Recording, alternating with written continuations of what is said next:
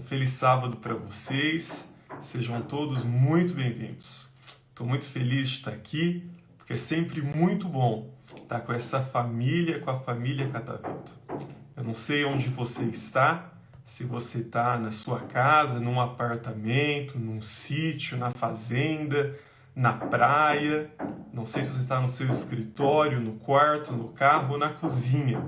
Mas eu já quero te dizer logo de cara que independente de onde você esteja, agora a gente está junto.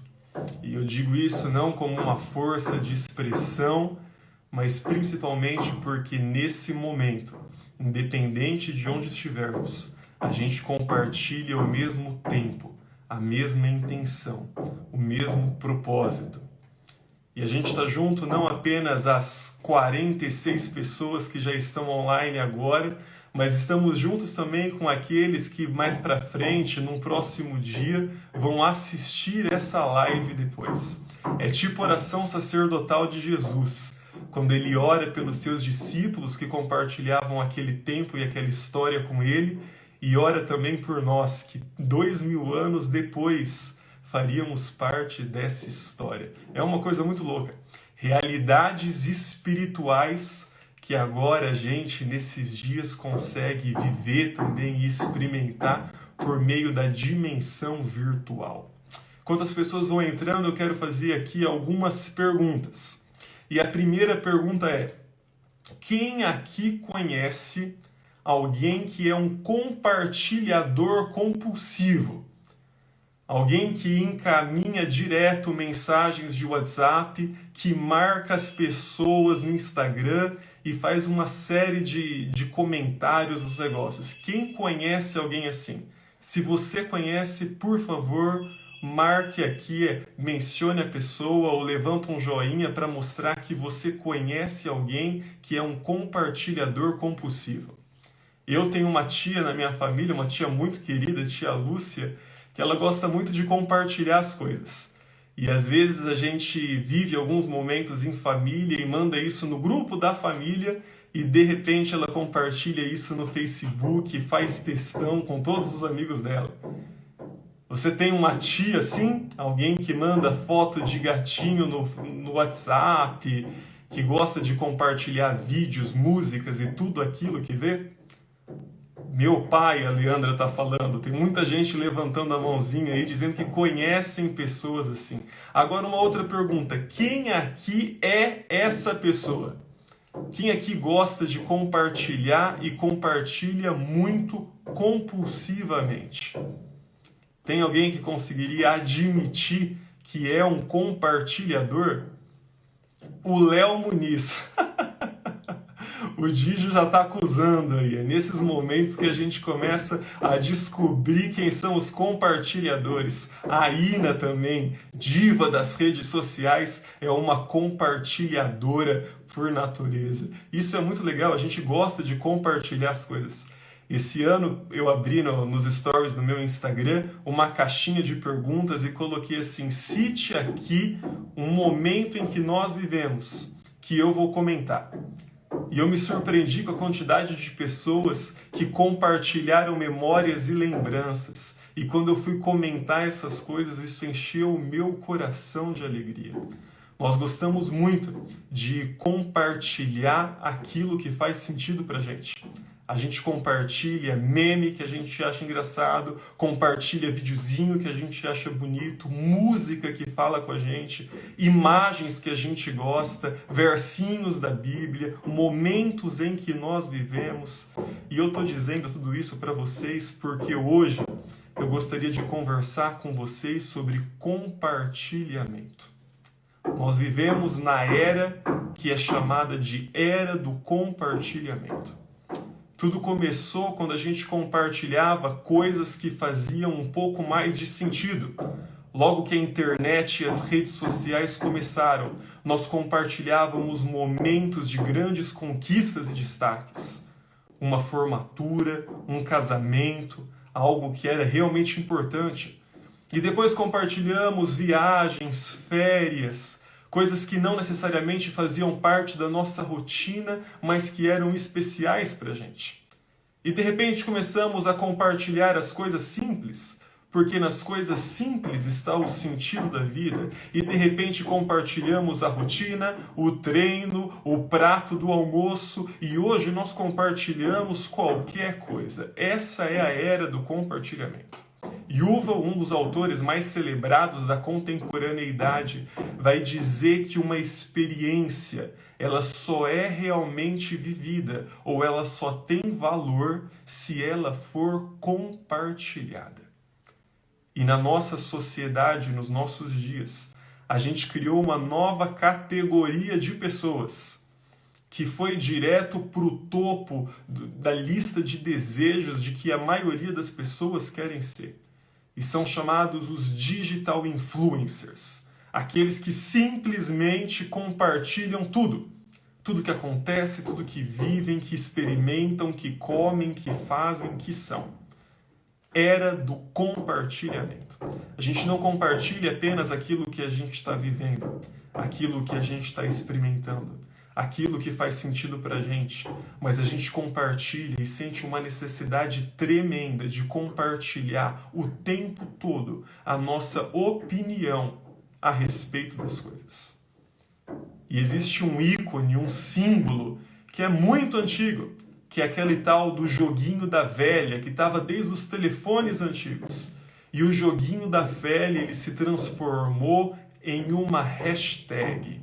E por meio das hashtags, nós agora criamos grandes trends, nós indexamos alguns termos e criamos redes de opinião com outros assuntos, com outras pessoas, dizendo para o mundo como é que a gente se posiciona a respeito de cada um dos eventos, dos acontecimentos e dos assuntos dos nossos dias.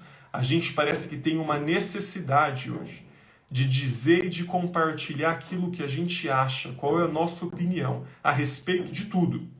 Eu me lembro, ano passado, alguns meses atrás, uma banda gospel que eu gosto muito veio para o Brasil. E eles começaram no Instagram a divulgar quais eram as bandas que fariam as aberturas dos shows em cada uma das cidades onde eles estariam. E eu estava muito ansioso para saber quem faria a abertura do show em São Paulo. E aí foi mencionado que era uma cantora que eu não gosto muito. E eu fui um dos primeiros a ver o post no Instagram e fiz um comentário meio tipo, sério que em São Paulo vai ser ela? E coloquei uma hashtag de brincadeira, manifestando a minha opinião, meu sentimento diante daquela informação. E eu fechei o Instagram e alguns minutos depois eu entrei e eu me surpreendi, porque tinha muitos likes de pessoas no meu comentário e mais de 30 comentários embaixo do meu e gente tentando entender o que é que essa pessoa tinha feito de errado ou por que que ela era ruim. E eu percebi que meio que sem querer eu virei por alguns momentos um hater na internet. E nós não falamos apenas de compartilhamentos na web, de fotos, vídeos e materiais que são nativos digitais. Não falamos apenas do compartilhamento da nossa opinião, do discurso, mas vivemos também na era do compartilhamento dos serviços. E hoje em dia, os grandes aplicativos dos nossos dias, as grandes empresas, as grandes startups, são aquelas que trabalham com compartilhamento. E a gente tem o Uber, onde você não tem um carro mais só para você, mas um carro compartilhado. E o Yellow, onde você compartilha uma bicicleta. No Airbnb, você compartilha a sua casa. No Spotify, você compartilha suas músicas, as suas playlists. E até no Netflix, onde cada um deveria ter a sua conta. A gente passa a senha para os nossos amigos. E eles, entendendo e apoiando isso, permitem que se criem vários usuários. E eu estou aqui para dizer para vocês, no dia de hoje, que isso que parece uma tendência super contemporânea, na verdade, é um princípio muito antigo e um princípio até eterno. Porque Deus, o nosso Deus, o Deus da Bíblia, ele é um Deus altamente compartilhador. Desde o princípio, no início, é Ele quem compartilha conosco o direito da existência, o direito da vida.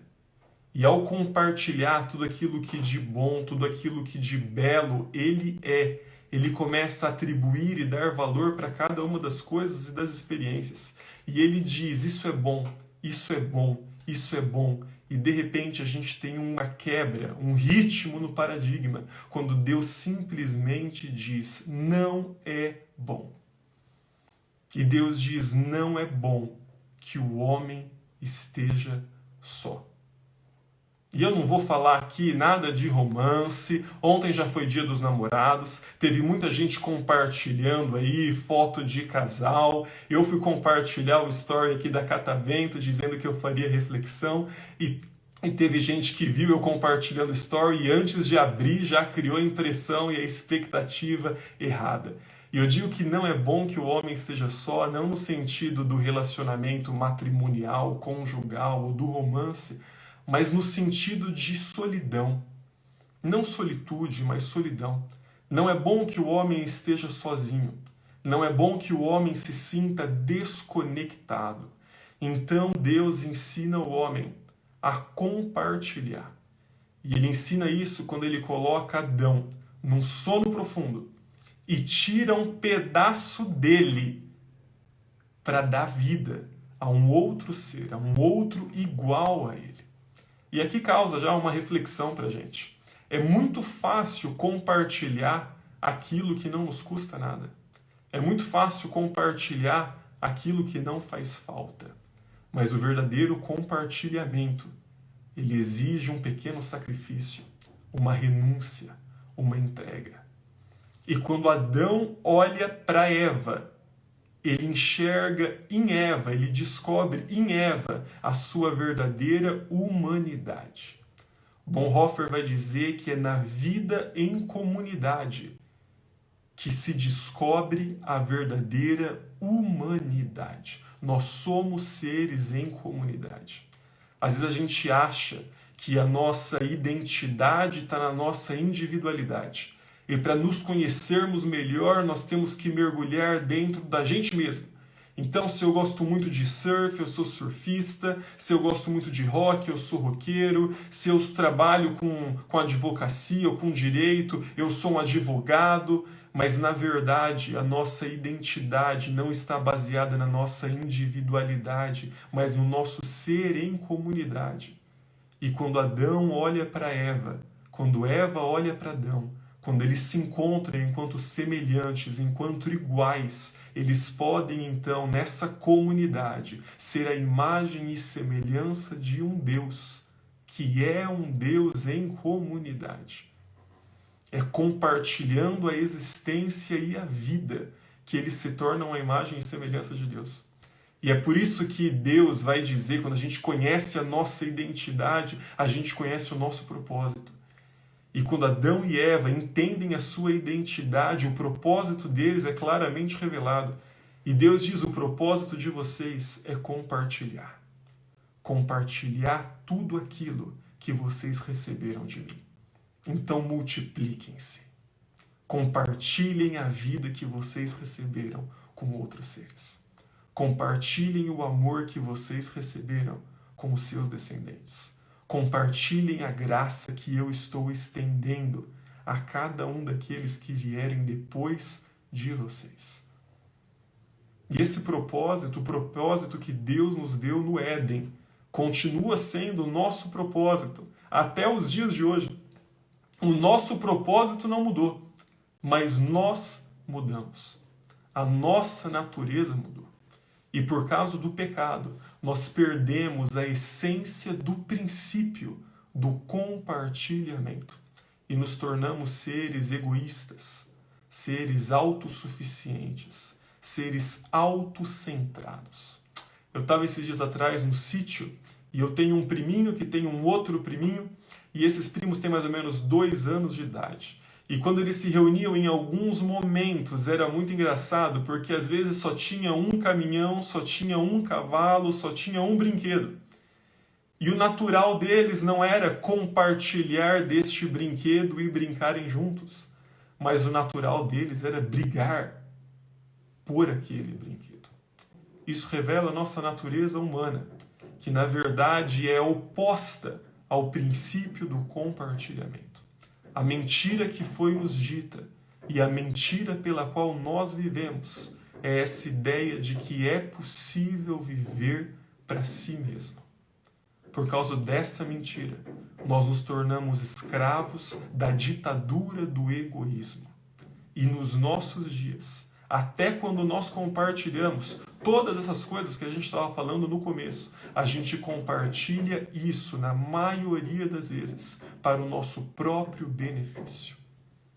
Eu compartilho as fotos da maneira como eu quero ser visto e percebido na sociedade. É para o meu benefício. Eu compartilho a minha opinião para ser admirado, para ser percebido, para ser enaltecido diante dos meus amigos, porque isso é para o meu benefício.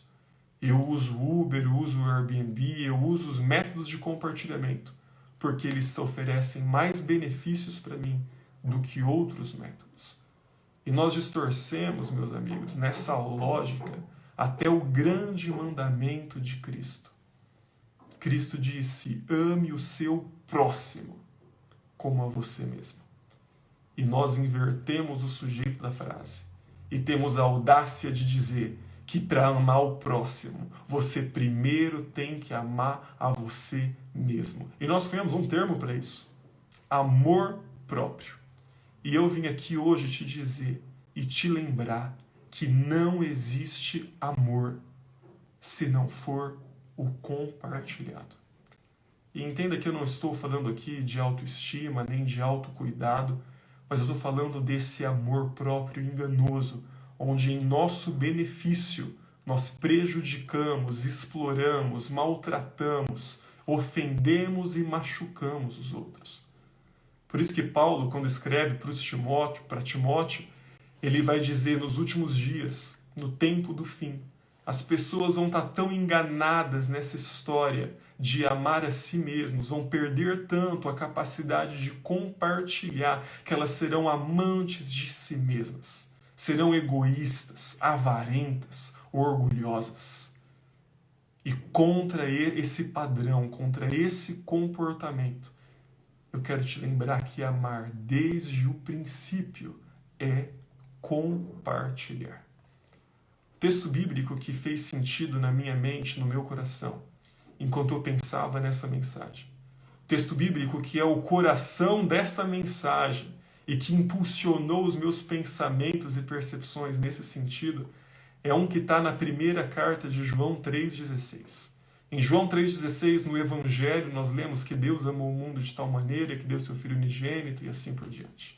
Mas na primeira carta do apóstolo João, no capítulo 3, no verso 16, ele diz assim: nisso conhecemos o que é o amor. Que Jesus deu a sua vida por nós. E nós, eu e você, devemos dar a nossa vida pelos nossos irmãos. Se alguém tiver recursos e ver o seu irmão em necessidade sem se compadecer, como pode permanecer no amor de Deus? João pergunta. Nisso conhecemos o amor, que Cristo Jesus deu a sua vida por nós. E nós devemos dar a nossa vida pelo nosso próximo, pelo nosso semelhante. Cristo deu a sua vida e você deve fazer o mesmo. Por isso que João vai dizer um pouquinho mais para frente na epístola dele, ele fala assim: se alguém diz que ama a Deus, mas odeia o seu irmão, esse alguém é mentiroso.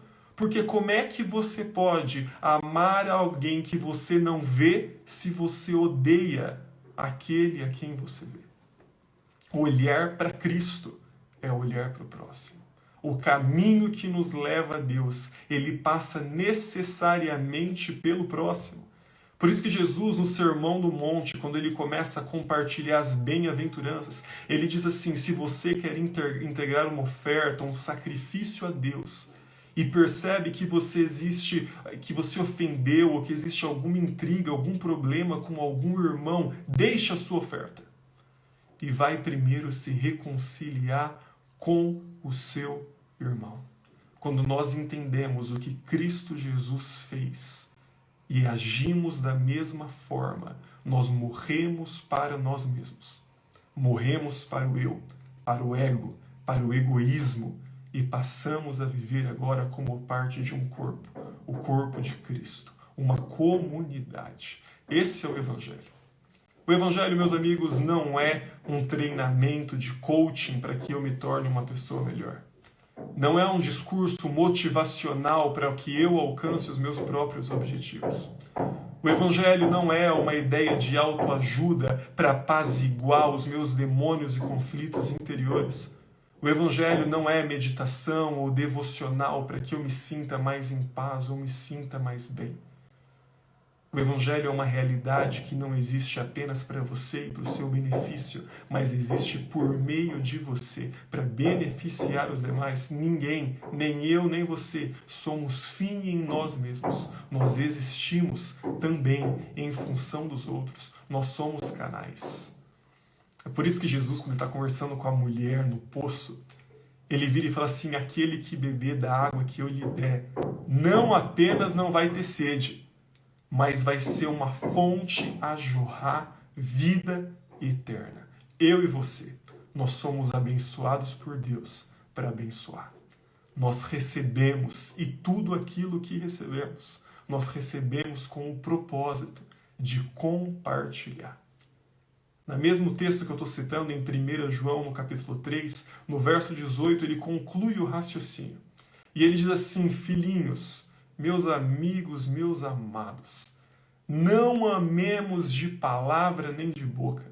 Não amemos de boca para fora, mas amemos em ação e em verdade. Não amemos de palavra nem de boca para fora, mas amemos por meios de ações, de gestos, de coisas práticas. Um erro dos nossos dias foi reduzir o Evangelho a uma proclamação verbal. E muitas vezes a institucionalização das igrejas fazem isso. Reduzem a realidade do Evangelho a um discurso. Existe um ditado que fala-se muito no interior que diz: é fácil fazer cortesia com o chapéu alheio. É muito fácil compartilhar com as pessoas um discurso que não nos custou nada. Mas o reino de Deus, meus amigos, ele não é uma mensagem que a gente ouve. Ele não é uma doutrina que a gente ensina. Ele é uma realidade que a gente vê quando a gente enxerga vidas transformadas pelo poder do Evangelho. Vidas que deixam de ser para si mesmas, para se tornarem compartilhadores de tudo aquilo que Deus fez por nós. Não é eu tive fome e gostaria de agradecer o folheto que você me deu. Não é eu tive sede e gostaria de agradecer a mensagem bonita que você compartilhou, a música que você enviou. Não é eu tive preso e você me levou um livrinho. Porque não basta, meus amigos, falar sobre Deus. Nós precisamos compartilhar a Deus e compartilhar tudo aquilo que Ele nos deu. Cristo disse, nisso serão conhecidos como meus discípulos. Não por guardarem o sábado, não por desenvolverem uma doutrina perfeita sobre o santuário, não pela mensagem de alimentação, embora todas essas coisas sejam importantes, mas nós somos conhecidos como verdadeiros discípulos de Cristo quando nós temos amor uns pelos outros. Jenny acabou de comentar uma coisa linda, o reino deve ser vivido e não só esperado. Viver o reino é antecipar a realidade de tudo aquilo que nós teremos no céu, enquanto nós vivemos aqui, nessa terra. Amar é compartilhar. Alguns anos atrás eu terminei a minha faculdade e eu queria muito me dedicar ao estudo de uma outra língua, ao estudo do inglês. Meus pais não tinham condições de me mandar para um intercâmbio, eu nunca fiz aula de inglês particular nem nada do tipo, mas meu pai disse assim, eu tenho um primo nos Estados Unidos que mora lá há alguns anos, se você quiser ir passar um tempo lá e tentar aprender inglês sozinho, eu posso ligar para ele e fazer o contato. E eu, com a cara e com a coragem, sem muitos recursos, fui para a casa do Edilson e passei quase 4 meses com eles nos Estados Unidos para me aperfeiçoar um pouco no inglês. E a grande realidade é que chegando lá eu não tinha nada. Eu não tinha dinheiro, eu não tinha o domínio da língua, eu estava, como a gente diz, de mãos atadas. Mas eu comecei a fazer aquilo que eu podia fazer e compartilhar da maneira como eu podia. E eu resolvi começar a buscar as filhas dele na escola e ajudar elas com o dever de casa, enquanto elas me ajudavam com o inglês e com o domínio da língua. Eu lavava a louça, ajudava na limpeza. Na Páscoa preparei um super caça aos ovos de Páscoa que mobilizou as vizinhas e toda a galera que estava junto. E eu me lembro quando no fim desse período, o Edilson me disse uma das coisas que marcou muito a minha vida. Ele disse assim: André, você tem sido uma bênção dentro da nossa casa. Como é bom sermos bênção. Quando Jesus fala para a gente ser sal, ser luz, ser perfume, isso é muito mais do que uma figura de linguagem poética. Isso é um chamado para que a gente viva de maneira prática uma vida que facilita a vida das outras pessoas. E as minhas perguntas são: você tem facilitado a vida das pessoas que estão ao seu redor? Você tem compartilhado o seu tempo, compartilhado o seu talento, compartilhado o seu serviço e os seus recursos, o seu dinheiro com outras pessoas? As obras, meus amigos, não nos salvam, mas por meio delas nós temos a honra de cumprir o propósito que Deus nos deu. Compartilhar tudo aquilo que Ele nos deu pela sua graça. Você deve estar pensando: André, como que a gente vai fazer isso agora, no meio desse isolamento social, nesse tempo difícil e diferente que a gente vive? Eu passei os últimos 15 dias no sítio, num período de solitude, onde a internet não funcionava muito bem, longe de alguns amigos, da minha realidade, da minha rotina aqui em São Paulo. E no sítio eu descobri, por meio do serviço, compartilhando aquilo que eu tinha, mais uma vez, que o melhor lugar para intercessão era um bambuzal. Peguei um bambuzal que estava abandonado, mal cuidado, muitos bambus caídos, podres e secos. E por 2 semanas eu trabalhei naquele bambuzal, com um facão na mão. E nesse trabalho eu me lembrava dos meus amigos. Eu orava por eles. Eu compartilhava com Cristo dos relacionamentos que faziam sentido e que eram bênçãos para mim. Para muitos deles eu mandei mensagens, para outros não. Mas a grande lição que ficou desse momento é que, assim como outros líderes e grandes personagens da história no passado, por meio do isolamento, nós nos preparamos para algo. Moisés vivia um período de isolamento. Elias, Davi, Jesus, todos passaram por um isolamento para se preparar para o verdadeiro relacionamento. Minha pergunta para você é: quem aqui está disposto a usar esse isolamento social para se preparar para o relacionamento por um próximo? Se você quiser fazer isso, levanta a sua mão aí nos comentários. Nós temos 110 pessoas online acompanhando com a gente e eu quero que você não apenas assimile isso de maneira cognitiva e verbal, mas que isso te conduza para uma ação, para uma prática, para uma praxis. Então bota aí nos comentários a sua mãozinha junta, mãozinha abanando, levantando a mão, mostrando que você quer usar esse isolamento para se preparar para os verdadeiros relacionamentos. E agora eu vou fazer um desafio para você que está acompanhando a gente aqui, você que está se manifestando com mãozinha e com coração.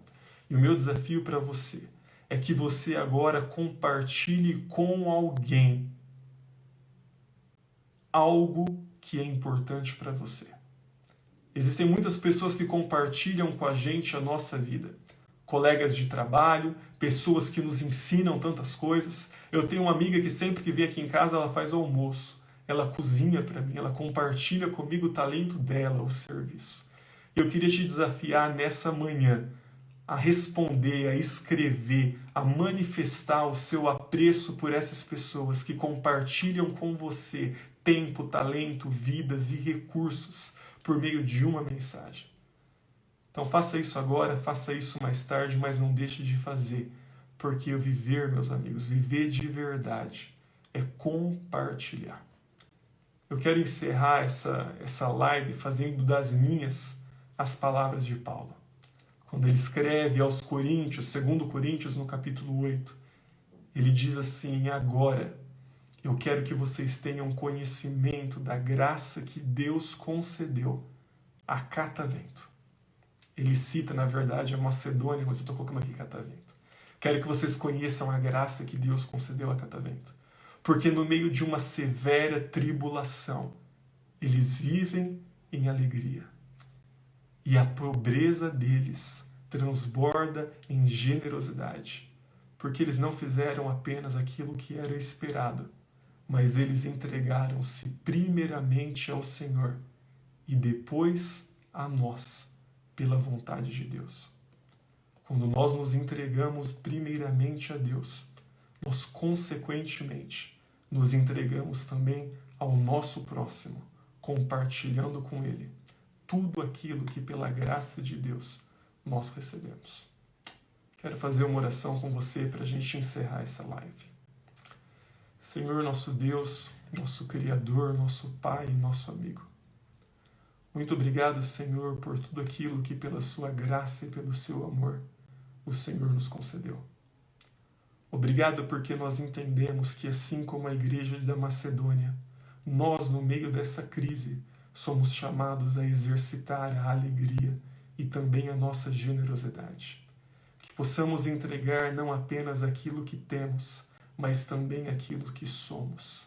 E que, entregando tudo a Ti, entreguemos também a nossa vida ao próximo, para que possamos cumprir o nosso propósito, o propósito que o Senhor nos deu, de compartilhar tudo aquilo que recebemos de Ti, pela Sua graça, pela Sua generosidade, pela Sua bondade e pelo Seu amor. Que o Senhor abençoe você, que o Senhor abençoe a mim e que Ele nos capacite a viver dessa maneira uma vida mais relevante, mais fluida e com muito mais sentido.